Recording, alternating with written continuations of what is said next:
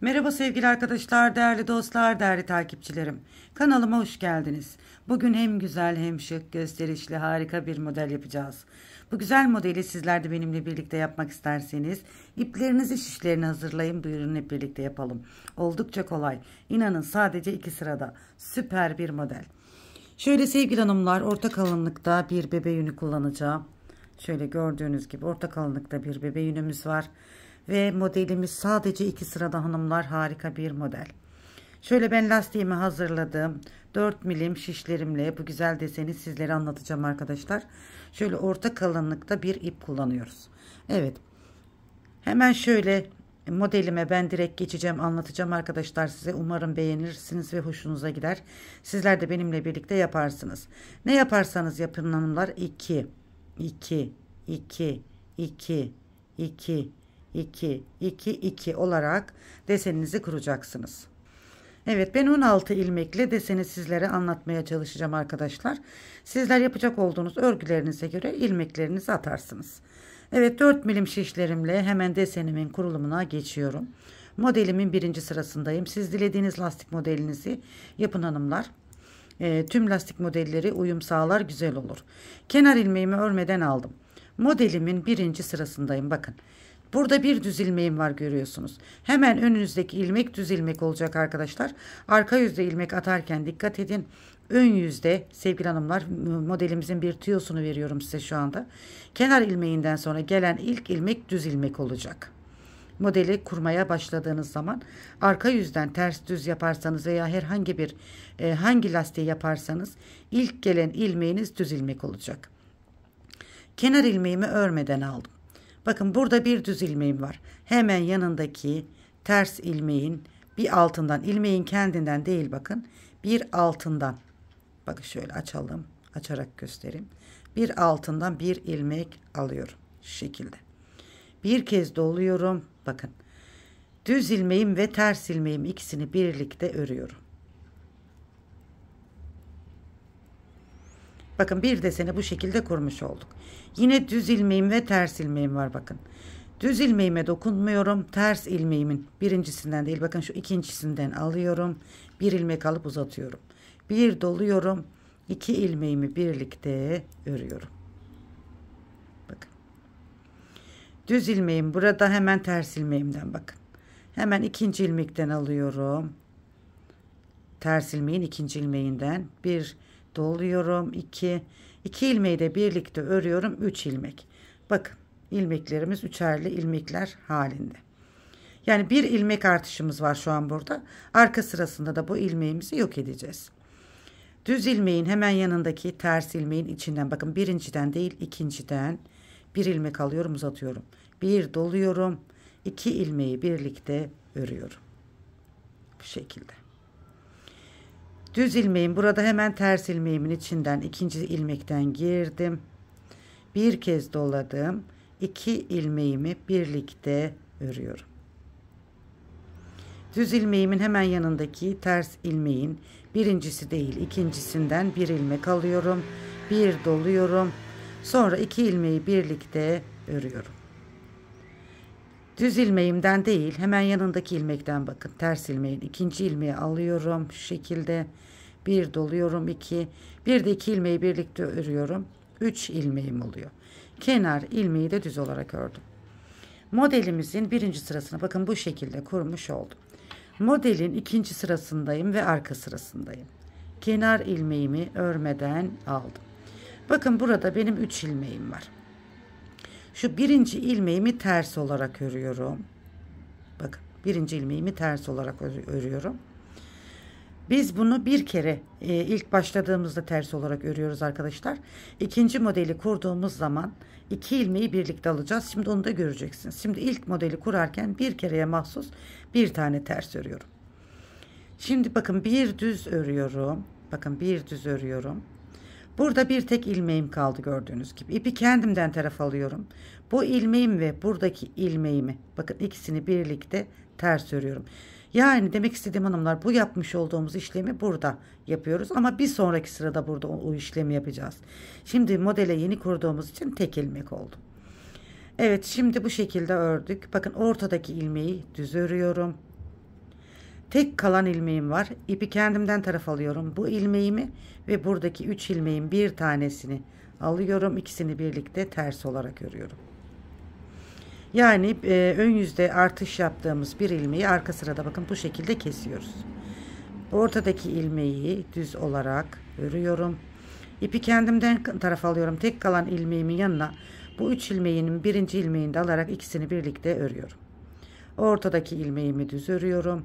İpi kendimden taraf alıyorum. Tek kalan ilmeğimin yanına 3 ilmeğin bir ilmeğini daha alıyorum. İkisini birlikte örüyorum. Ortadaki ilmeği bir düz örüyorum. İpi kendimden taraf alıyorum. Tek kalan ilmeğimin yanına bir ilmek daha alıyorum. İkisini bir ters örüyorum. Ortadaki ilmeğimi düz örüyorum. İpim benden tarafta. Son kez yapıyorum modelimi. Bakın. Tek kalan ilmeğimin yanına 3 ilmeğin bir ilmeğini daha aldım. Bir tane düz ördüm.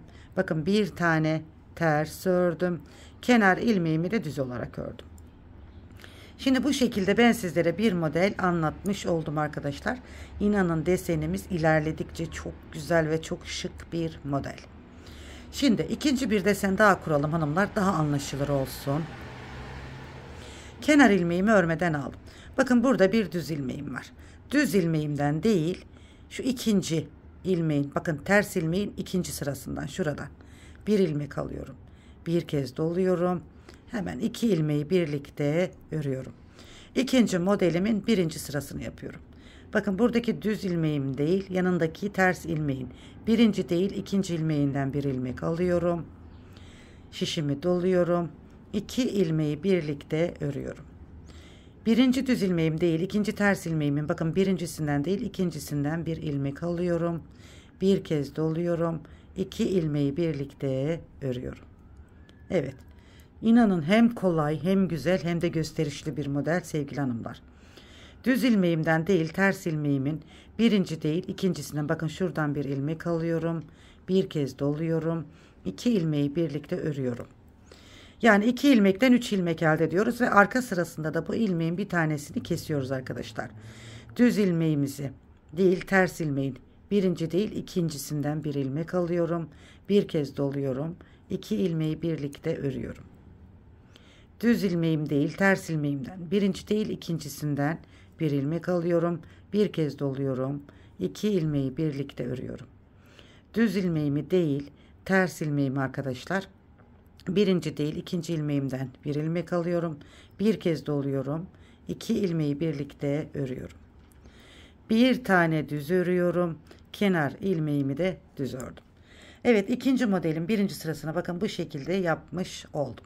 Şimdi modelin ikinci sırasındayız. İkinci modelin ikinci sırası ve arka yüzündeyiz.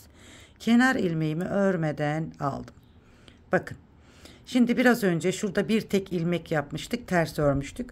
Şimdi ikinci modelimizde size demiştim ya arkadaşlar. İkinci modelde 2 ilmeği birlikte alacağız diye. Tabi artış yaptığımız için bakın artışımız oldu. Artışımız olduğu için ne yapıyoruz? Kenar ilmeğini örmeden alıyoruz. Bu 2 ilmeği birlikte örüyoruz. Deseni ilk kurduğumuzda tek ilmek oluyor. Çünkü hani yeni kurduğumuz için burada bir artış olmuyor. Şimdi ortadaki ikinci ilmeği düz örüyorum. Tek kalan ilmeğimi ipi kendimden taraf alıyorum. Bu 3 ilmeğin birincisini de alarak 2 ilmeği birlikte örüyorum. Ortadaki ilmeğimi düz örüyorum. Tek kalan ilmeğimin yanına buradaki 3 ilmeğin bir tanesini de alarak 2 ilmeği ters örüyorum. Ortadaki ilmeğimi düz örüyorum.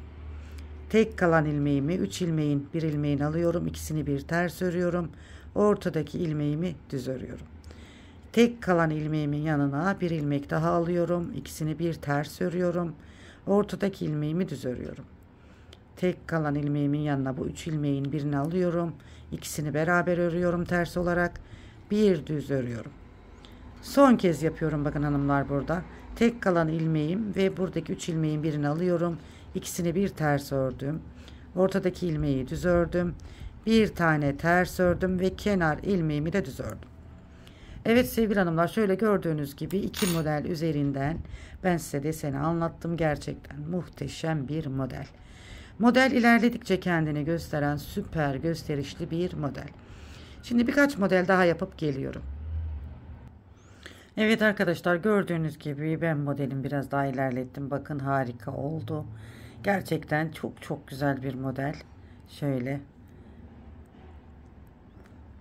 Bakın şöyle. Farklı bir renkle daha çalıştım. Onu da göstereceğim arkadaşlar. Gerçekten çok çok güzel. Şöyle. Dilediğiniz tüm örgü modellerinde kullanabilirsiniz. Hemen diğer desenimi de göstereyim. Daha önce de böyle bir çalışma yapmıştım ve o zaman da sizler çok beğenmiştiniz hanımlar. İnşallah yine beğenirsiniz. Ekranı biraz büyüttüm. Şöyle daha detaylı görün diye. Gerçekten harika. Gördüğünüz gibi. Bu deseni kaçırmayın hanımlar. İster annenize, ister kendinize, ister çocuğunuza, ister eşinize. Tüm örgü modellerinde kullanabileceğiniz yeleklerde, hırkalarda, battaniyelerde mont yapabilirsiniz. Yani aklınıza gelebilecek her yerde lastik yapmadan şal yapabilirsiniz. Yani gerçekten mükemmel bir model gördüğünüz gibi. Arkası da bu şekilde. Arkası ayrı bir güzel bakın. Önden ayrı bir güzel. Şöyle yakadan başlamalı modellerinizde de bu şekilde durur. Harika bir farklı başak örgü modeli sevgili hanımlar. Gerçekten ben çok beğenerek ve severek yaptım. Çok dışarıya işler yaptım bu modelden. Çok sevilen, milyonların çok sevdiği bir desen. Evet, şöyle farklı bir renkte de çalıştım. Bakalım siz hangisini çok beğendiniz? Eğer yorumlarda yazarsanız hanımlar çok çok mutlu olurum. Sizlerden rica ediyorum. Hangisini beğendiyseniz yorumlarda yazarsanız çok sevinirim. Kırmızıyı mı, şöyle yavru ağzıyı mı? Evet sevgili hanımlar, bugünkü desenimiz bu güzel desendi. Umarım beğendiniz ve hoşunuza gitti. Beğendiyseniz, hoşunuza gittiyse arkadaşlarınızla, dostlarınızla, sevdiklerinizle paylaşmayı unutmayın diyorum.